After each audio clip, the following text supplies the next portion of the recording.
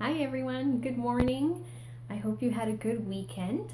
Welcome back to another video where I will recommend some kids books that you can read online while the library is closed, give you some ideas for activities to do, and tell some bad jokes. So our joke today is, what do you call a sleepy policeman? He's an undercovers cop. Haha. So as you can tell, today our books are all mystery, crime sort of books. And the first one I'd like to recommend is actually a nonfiction book called Bones Never Lie, How Forensics Helps Solve History's Mysteries by Elizabeth McLeod. And you can read this book on Tumble Books, so you don't have to wait. And this is a nonfiction book about forensics with a little bit of a twist. It goes through 7 different historical figures who died under suspicious circumstances and talks about the crime-solving techniques that have been used to unravel mysteries around what happened to them, like what actually killed Napoleon. This book is written in sort of a snappy, engaging format, so it's really fun to read in little chunks. And it almost makes you forget that you're learning a little bit about history and forensic techniques. Our next book is a chapter book called Howard Wallace P.I. by Casey Lyle. You can read this one on Library to Go, and this was one of the Reading Link Challenge books this year for grade 4 and 5 students, and it got really great reviews from the kids participating that I talked to. It's about a 12-year-old named Howard Wallace who sort of fancies himself a private investigator.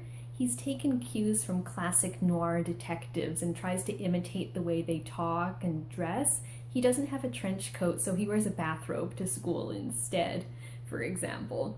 And when a new kid arrives at school and just decides that she wants to be his junior partner, and she's not taking no for an answer, Howard has to decide whether he's ready to let someone into his business. All the while, a mystery involving blackmail, missing student council money, and a rotating cast of suspects is going on. This is a fun book with an engaging mystery at its core, which also deals with themes of friendship and letting people in, and how friendships change over time, along with bullying and cliques and some of the other things that you would expect to see in a middle grade book.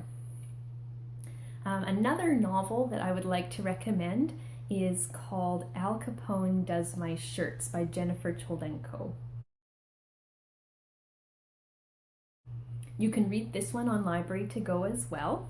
And this one is a little bit different in that it isn't necessarily a mystery, but it does involve crime in that it takes place on the notorious prison island of Alcatraz.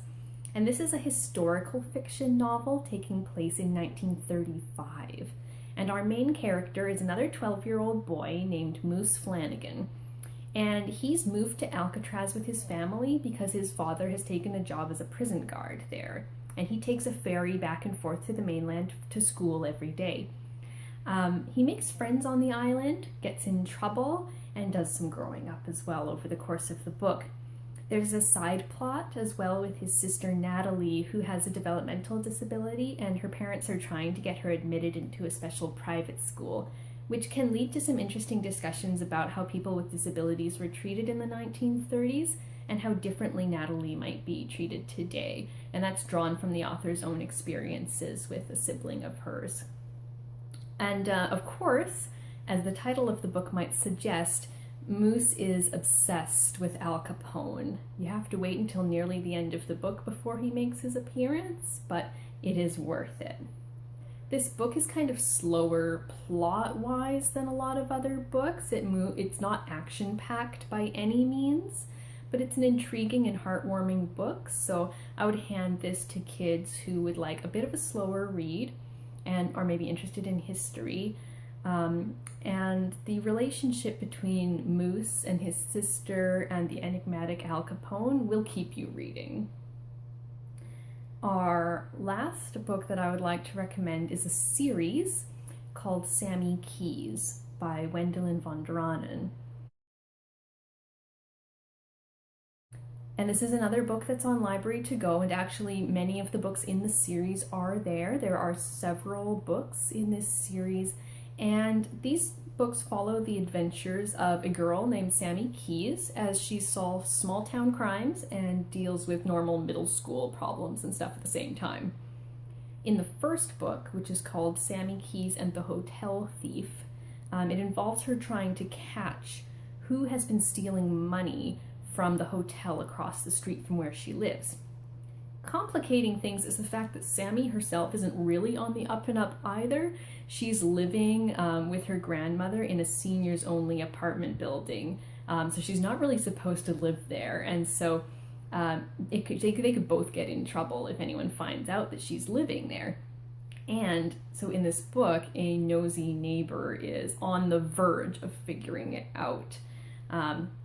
And Sammy herself is a really engaging, fun main character. She's curious, brave, and energetic. And she provides a really great example of a character who can stand up for themselves while still being a kind person and approaching people and treating them well. So I would hand this to kids who like Nancy Drew or Harriet the Spy and need something a little bit different. And as I said, there are several books in this series, so if you like one, you can read through all of them as well. So our activities today are all about sharpening your own detective skills. And the first one is a really easy one to sharpen our powers of observation. So we're going to put as many little household items as you can fit onto a cookie sheet. So just grab a big cookie sheet and just put as many little things from around the house as you can on it. And then we look at it for 30 seconds and then take it away and see how many of the things you can remember. This is fun to do with if you've got more than one person in your household or a bunch of kids, and see who can remember the most things. See who's got the best powers of observation. The second activity is a little more involved. It is doing some secret writing. And there are a few different ways to do this, writing secret messages. You'll need just blank paper and Q-tips or toothpicks or something to write with. And what you'll do is there are a few different methods. Method one is using lemon juice. So you'll squeeze out a lemon and dip the Q-tip into the juice to write. And you'll write your message, and then after it's dried, heating up the page will reveal the text. And the way I do it that I would recommend is if you have a toaster, turning on the toaster and then holding the page above the toaster. You could use a stovetop too, I've seen that recommended, but a toaster is safer. And in the old days you could use a light bulb as well, and I still see that floating around the internet saying use a light bulb, but most light bulbs these days don't give off enough heat, so it won't work. You could also try it with a hair dryer. That might give off enough heat to reveal the message as well without any danger of burning the paper. A slightly safer method of doing this if you're not comfortable with heat is using baking soda and grape juice. You'll mix equal parts water and baking soda and then use that to write your message.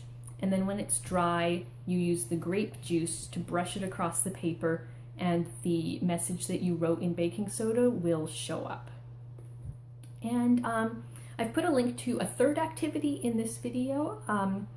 There's an author and science teacher named Anne Rupert who is going to share a fingerprinting activity that you can do at home. So there's a link to that YouTube video in the description of this one. You can go to that and see how to do fingerprinting on your own at home. So that's it for me for today. I hope everyone's doing okay, and I'm gonna see you next week. Bye.